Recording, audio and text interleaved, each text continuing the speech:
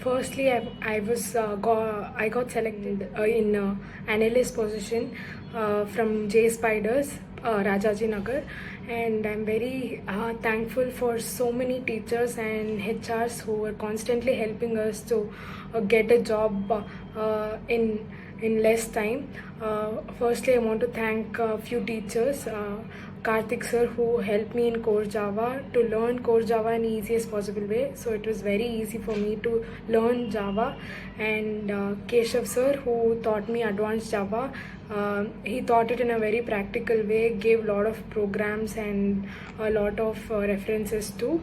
And last but not the least, the HR, Vignesh sir, who helped me to get a lot of placement opportunities. And I attended 3 rounds and I got selected, and I'm very happy that they gave me this opportunity, and I'm very thankful for JSPIDERS. Thank you.